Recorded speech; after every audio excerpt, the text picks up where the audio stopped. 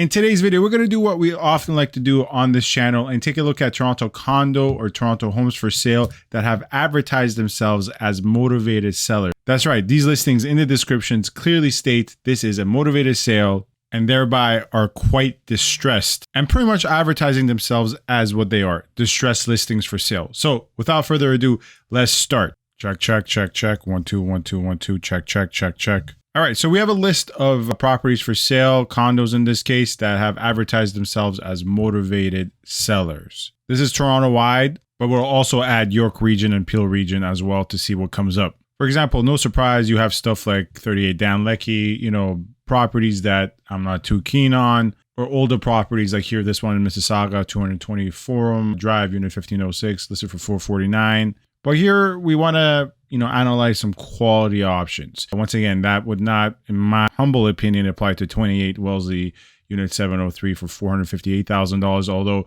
it's listed as a one-bedroom. As we can see from the images of this Wellesley Street listing, it's not a proper one bed. These layouts are quite common. If you find a one bed below $500K in a central location in Toronto, most certainly it's going to be one of these. Not all the time, but most of the time. Let's see if there's anything of quality that strikes out. For example, 218 Queens Quay West, unit 2005.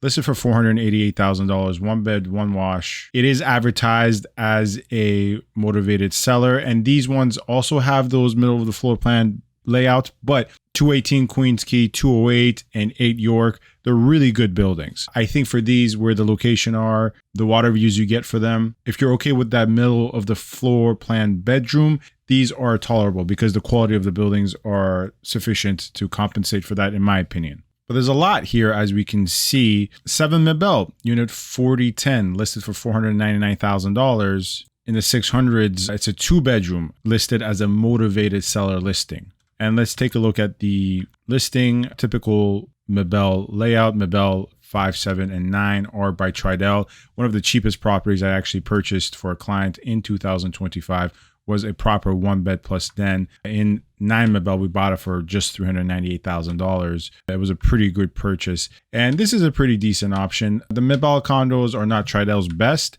but even not Tridel's best is better than a lot of other builders' buildings. And this seems to have a lot of promise. Advertised as a motivated seller, but no parking. An interesting case is this listing in 85 Bloor Street East. Unit 412, once again listed as a motivated seller listing of 1+1 with 1 washroom. Location is once again great, Yonge and Bloor-ish, although it's east of Yonge and Bloor as being the major intersection is a little bit of a stretch. It's closer to Jarvis, I'd say. Nonetheless, though, the building has really high maintenances per square foot. As you can see, this unit is most likely in the low to mid 600s, knowing this building in terms of square footage, and the maintenance is above $1 per square foot. Nonetheless, it has only 3 photos. That also is not a good sign because it probably is tenanted. So high maintenance, tenanted unit, low resale upside. There's a reason it's motivated, right? I'm really trying to cover properties I haven't covered before. Like, I don't think we've discussed these Vaughan Metropolitan Center buildings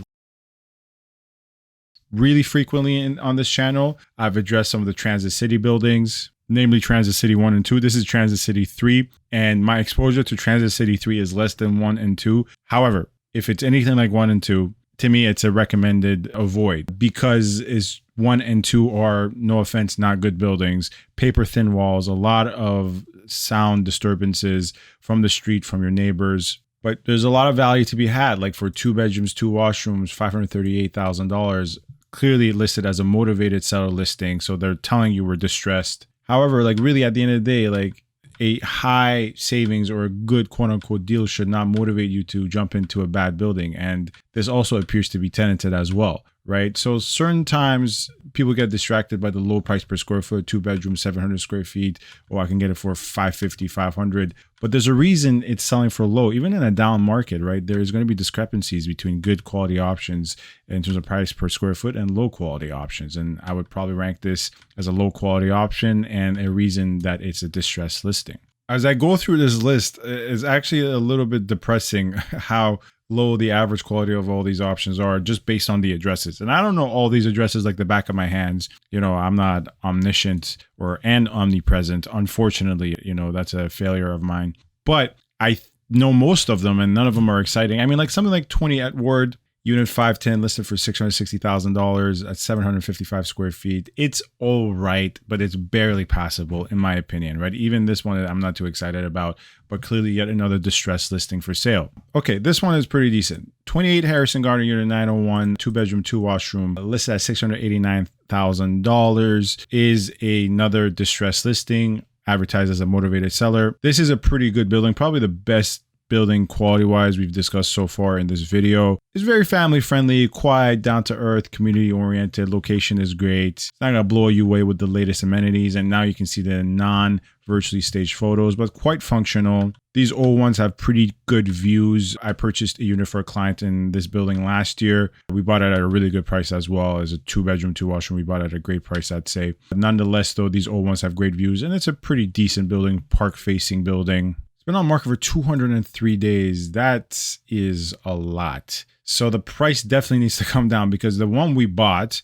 I would say was a superior unit. It was a corner unit. We bought it February of last year, and we bought it for the low 600s. We bought it for like 610, 619, if memory serves me correct. So this one definitely is overpriced purely based on what I purchased for my buyers. And I think what we bought, if memory serves me correct, once again, it was a 2+1, not a 2. But the building is good. But if you are going to advertise yourself as a motivated seller distressed listing, you got to be more reasonable in terms of pricing. I mean, look at just what I bought in that building. Yet another motivated seller listing, distressed listing, is this one in 761 Bay Street, unit 605, listed for $868,000. It's around 980 square feet, these 05s. And these 05s have pretty good floor plans. I like the building. The Bay Street buildings 763 and 761 are really good quality buildings. This seems like a pretty decent corner unit. Needs some upgrading, of course, but quite functional in terms of floor plans, split bedroom floor plan. In this market, $868,000 is once again not within the realm of reason, in my opinion. Even though it's a really good building, like 761 and 763, and these buildings have maintained their resale value quite a bit. Even in today's down market, they're still selling at or above $1,000 per square foot, which is really good, right? So I'm not saying they should go for $500 per square foot, but it's still a little bit overpriced. Like relative to what else you can get for the 800s, 868, you can certainly do much worse, but you can also do much newer. And I feel like this should be priced a bit better, despite it being advertised as a distressed sale, but great buildings nonetheless. And then you go all the way up to the list and you have something like 10 York 6210 listed for $1.8 million. It's 1,300 square feet. Listen, this is listed once again as a motivated seller. They're clearly telling you we're open for business, but this is just too overpriced. And I know 10 York quite well. The last 10 unit, meaning the units that ended with the last 2 digits of 10, was I believe 5210 or 5510, sold for 1.7 in 2024, August of 2024. That's 2 years ago. So in what world do you think you're getting? I know you have 2 parking. I mean, that unit didn't have 2 parking, but in what world are you getting 1.828? But undoubtedly 10 York is an amazing building, and it will certainly go for the mid ones. So it's not going to go for cheap per se, price per square foot, but 10 York is a premium luxury building. It's an A+ tier building, and it demands that kind of pricing, not 1.8 though for the 6210s or the 10 units. Anyways, guys, that is it for today. Another edition of Motivated Seller Listings, Distress Listings. Hopefully you found this informative and fun. If you're not actively looking into the market, I don't know why you would watch my real estate content. Find something better to do with your life. Joking aside, though, for any buying, selling, leasing inquiries, get in touch with me. My link is in the bio, and you can set up a chat. And I was just joking about that. I love that you watch my videos, even if you're not actively looking for something to buy, sell, or rent. Thank you very much, sir, for watching. Stay safe and stay tuned. Thank you.